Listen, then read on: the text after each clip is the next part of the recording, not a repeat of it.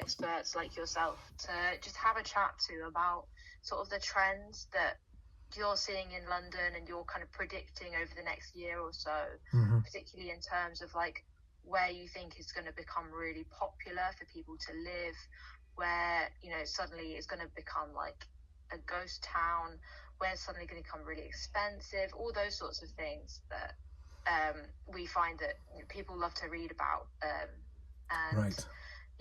So if that's something that you can help with, that would be just great to get your take on it. So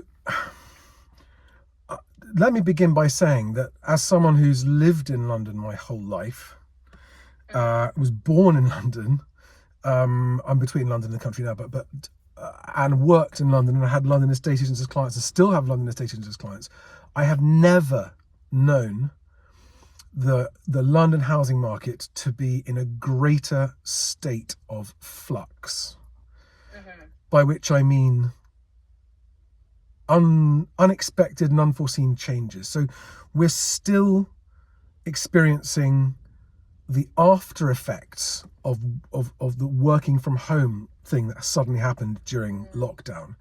And now you've got a mixture of, it hasn't settled back into whatever the new normal is going to be, because you've got some companies saying everyone back in the office.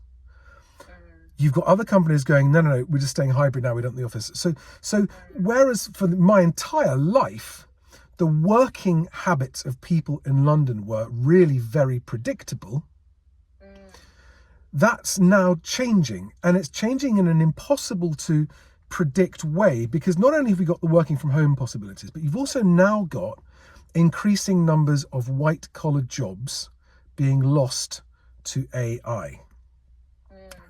Yeah, you're telling me. Right? So and so that is making it, on top of which affordability in London is about as bad as it's ever been. It's not, I don't think it's absolutely the peak, but it's close to it. Although having said that, leasehold flats, for obvious reasons, have actually not really risen in value since 2016. And there's another very interesting curveball coming up, which is the government's leasehold reform plans. That again is making a huge difference to what's going to happen in London, depending on when that's implemented or not. So when you combine all of these things, plus you've got a lot of senior managers in the banking sector in the city being laid off, and this is anecdotal, but I was speaking in person to a senior director of one of the biggest banks in London, saying he's had 10 of his sort of immediate colleagues in the industry be laid off who cannot get jobs. Really? Yep, and they are, and he is living in abject terror of being laid off. So he's in the office full 5 days a week, turns up before anyone else, stays late. You know, he's sort of, because what he's realizing is that if for any reason he ends up losing his job, he doesn't know how he's going to pay the school fees. He doesn't know how he's going to pay his mortgage, because the stability of that sector's jobs are now in flux. And so when it comes to predicting which areas of London are going to do what, I would say, and this may not help your article, but I'm not going to make stuff up. I would say I've never known it be less predictable than it is right now. Now, what I would say, if we didn't have, for example, let's just take the leasehold reform, if that wasn't coming down the line at some point, and it does look increasingly like the government is going to pass leasehold reform, although it is a very complex issue, then suddenly you'll see the values of flats stop falling and start to pick up. But right now, I mean, even putting to one side the awful cladding nightmares where people have become prisoners in their leasehold flats that they now cannot sell, putting that utter tragedy to one side, even the leasehold properties that are not affected by cladding scandals and such are seeing their values, because service charges have gone up so much. Yeah. It's actually becoming, it's rents in London have eased, rent increases have eased. Certain areas, I mean, Tower Hamlets has actually seen average rents falling.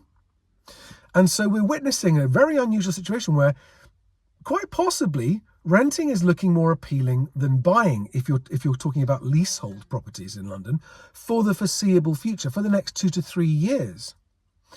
I'm not saying I would recommend people rent, don't buy. What I'm saying is it's not as straightforward and obvious option as it was. We're still seeing the fallout of Help to Buy being ended, which was ended last year. And so there are a lot of people sitting in new builds in London that can't sell them because they're now in negative equity because it's no longer worth what they paid for it 5 years ago. So, and all of these things are new phenomena. So now, in terms of areas, I mean, the creative industry, advertising, and the creatives have seen not only has there been a widespread downturn in advertising revenues, as I'm sure you're aware, but also many of the sort of, for want of a better phrase, lower level creatives are seeing their jobs. I mean, I have just started using for the Moving Home with Charlie output podcast, video and stuff that I do. I was advertising a job for a full-time content manager with some editing, some creative input. I couldn't find one, and I didn't even know it existed, but I found a piece of AI software that does the job 24 hours a day for about the equivalent of 1 week's pay for that person for a year. You know, so this is new. I mean, this is completely new, this phenomenon. White collar jobs being taken over by technology, and that's only just beginning. So what that's going to do to the London market, I don't know. I mean, so far, I haven't given you any good answers, have I? It's been very interesting, though. I think if you are a first-time buyer in London currently with a really stable, secure job in a sector that's not going to be affected by AI and that kind of stuff, then I would say it's arguably a better time to buy in terms of there being more choice and more options for first-time buyer type properties. A better time than it has been for a long time. Flat prices in London have come down somewhat and are not going back up anytime soon. So that makes it a buyer's market. And so actually, for the first time in a long time, actually the first time since 2008, 2009, it's actually starting to move in the buyer's favour. And the nice thing is that as a first-time buyer in London now, you've also got the quite appealing option of the fact that rents aren't going up as fast as they were. And maybe I don't want to buy a flat that's got £5,000 a year service charge, thank you very much. And maybe I don't want to buy a flat that's a leasehold. Now, if it's an older lease, the 99-year leases, you're purchasing a depreciating asset, right? Every year it reduces in value by 1% intrinsically. So now, for freehold homes in London, completely different thing altogether. So I don't know, I mean, if you want to tell me like who your target, your reader audience is, are they more the first-time buyers, or are they families? Are they middle to higher income earners, or is it all of the above? It tends to be mostly, I'd say, that sort of family, middle-aged, they're probably like not really looking at anything more than £1 million. Okay. Really, like sort of the cheaper properties, things like that, like young families, those sorts of people, perhaps an element of first-time buyers as well. Okay. Well, I mean, for that demographic, which is actually the demographic I'm most interested in helping, people who want a place to raise a family, because London has become harder to afford a family-friendly type home.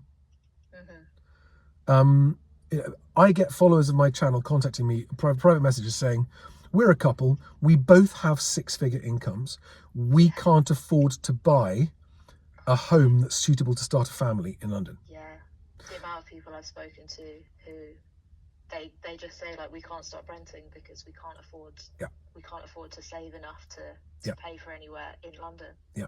Well, I mean, the silver lining to that cloud at the moment, and the chink of light in that darkness, is that situation is not getting worse, it's improving, because wages are rising faster than house prices.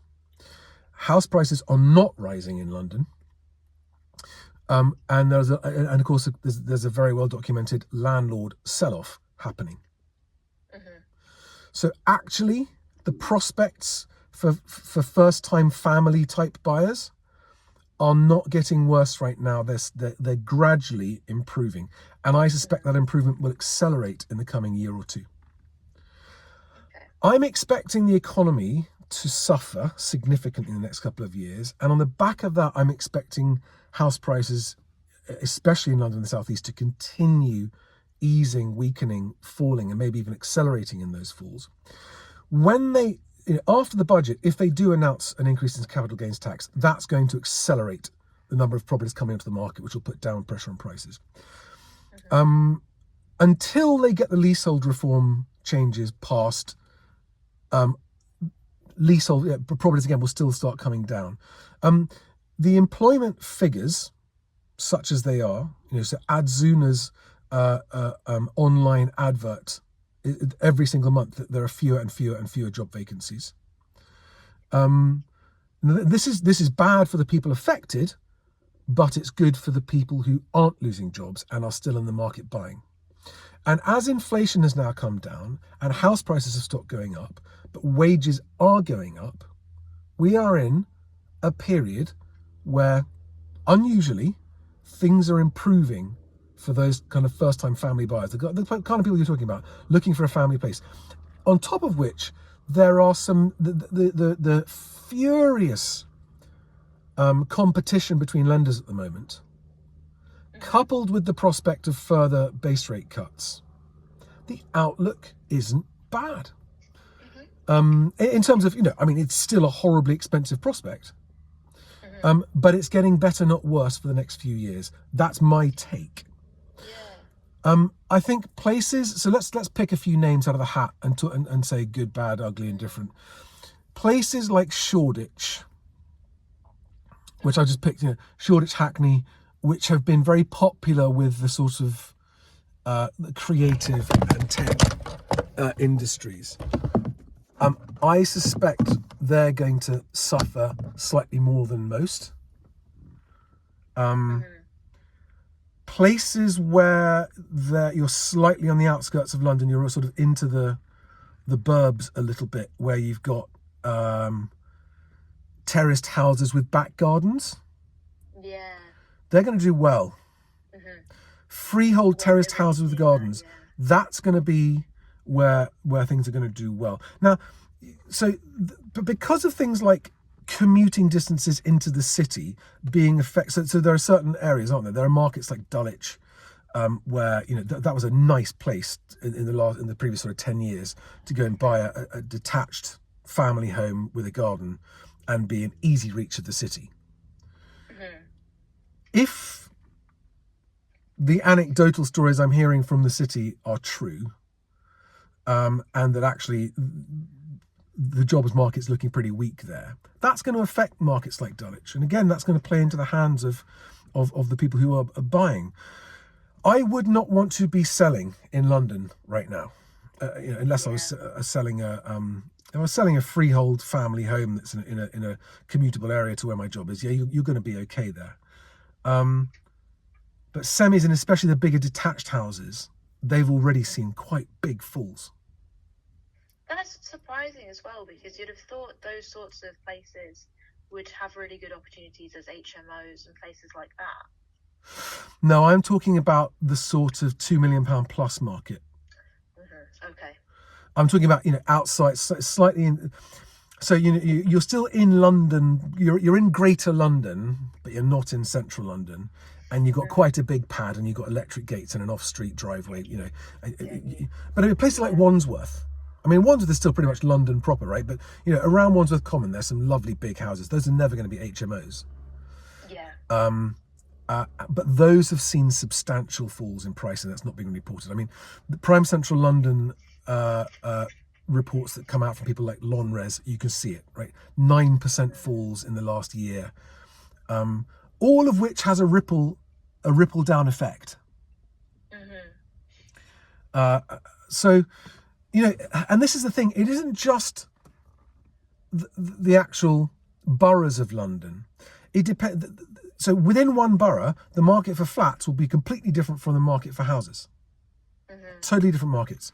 And the market at the first time buyer level will be completely different from the market at the higher level, because there, because of the falling prices at higher values and because of people wanting to cash in their long-term gains on property before capital gains tax comes in, you've got a lot of downsizing happening. Far more downsizing is happening than is typical. That's creating unwelcome competition for first-time buyers. So it's why first-time buyer prices are holding up better than higher prices are, if that makes sense. Yeah. And all these sorts of things are not things that you'd necessarily think would have such direct knock-on effects. Exactly. And this, I mean, there are so many moving parts. And that's before we get into the really nitty-gritty, like the short lease lengths, whether or not there's a possibility to extend the lease. You know, for people who know what they're doing, and by that I mean people who understand the mechanics of extending a lease and understand the risks of leasehold, and can find the right properties. There are some, if you really do know what you're doing and you're very cautious, there will be some absolutely fabulous opportunities. At the moment, auctions are doing record business.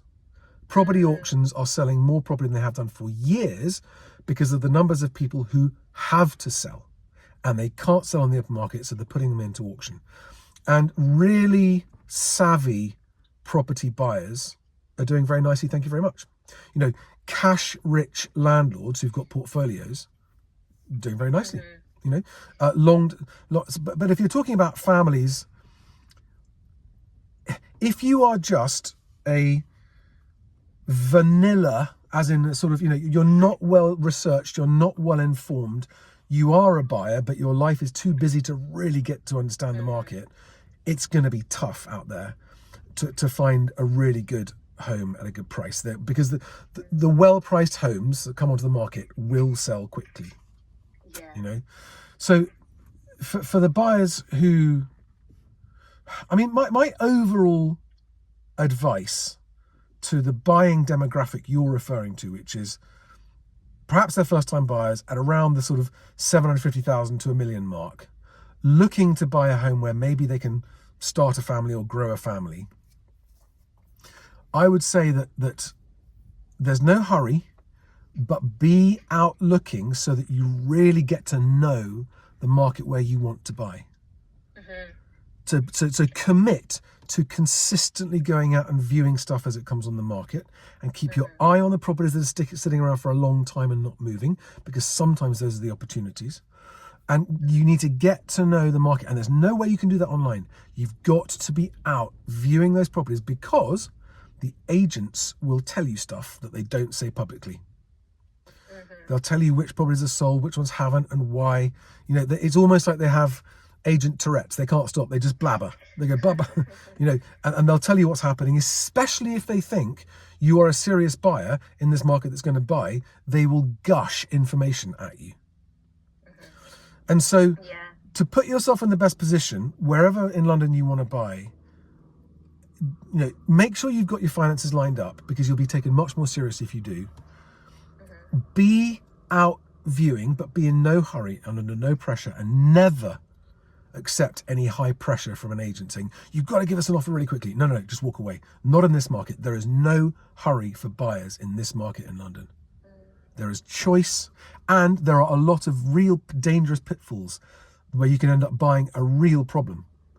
And whenever you do get pressure from agents to hurry up and quickly make up your mind, that's a red flag, immediately a red flag. Walk away and say to the agent, look, I'm sorry, no pressure, thanks. Give me a call back if the pressure comes off. So, you know, and I don't know if this is helpful, Anna, but this is, you know, generally speaking, if you're a seller, do not overprice. You need to price to attract competing buyers, and you will get sold at whatever the market's going to pay for your home. If you're a buyer, take your time. If you've got time, I know there's some urgency for some people, but if you've got time, take your time, but be out viewing, because eventually it might take 2 or 3 or 4 months of viewing, but you will know enough about the market you want to buy into that you'll know when you walk in the door of the home that just goes, hello, I'm your new home. There's no shortcut to this, sadly. Well, this has been really, really useful, and definitely given me a side to the London sort of housing market that I certainly didn't know before, and it's really, really interesting. Before you go, just one last question. If you were going to be advising, as we said before, sort of, maybe a young family, where in London would you tell them to look? If I didn't have any location imperatives, and I could look anywhere in London, I would be looking everywhere in London. And by that I mean, not in this, so what I mean is I would be looking for, if it's a family, I'm assuming that a family is going to want some outside space for their kids, because I have kids and you need outside space for your children. Yeah. I would be looking for freehold with a garden, and depending on whether, so you have two different kinds of buyers. You have the buyers who don't have time to go and do any work on their property and they need something to move in ready. And if that's what you're looking for, I would look for properties that have an EPC rating of C or higher. But if you're someone who's actually looking for something that you're happy to do some work on over the years and taking a long-term view, then there'll be opportunities on properties that have EPC certificates of lower, like DEF. But you'll want to do some work to those because they'll be so horribly inefficient. But I don't mean, it's not realistic to look everywhere, of course, but I would probably pick the four corners. I'd put a radius around. Let's assume that they need to commute somewhere to work in London, right? Let's assume that at least one of them has got to commute somewhere to work in London. I would draw the commutable radius, and in that area, I would pick 4 completely different types of area. And so that you can compare and contrast them. Because if you don't do that, you can really miss out. And something I always advise my followers, my buying followers, is, if you've got time, always have a look at something that you wouldn't initially have thought you would have looked at. So, for example, if you've looked at everything in the area you want to live and there's nothing else to look at, go and have a look at the nearest, the nearest property out of your price range, or the nearest area beside it. And I've had so many buyers come back and say, that was an amazing suggestion. I've discovered an area I didn't know existed, or I found a property that I didn't know I could have got. So it's always cast your net a little bit wider than you think. But yeah, I genuinely, I would look, if I was looking for a family place in London, I'd pick the 4 areas I think sound the nicest to me. Maybe it's got close access to a nice big park. Maybe it's easy access to get out of London if you've got family outside London. Each person will have their own individual reasons, but I would pick 3 or 4 separate locations and go and look at properties in my budget in that area.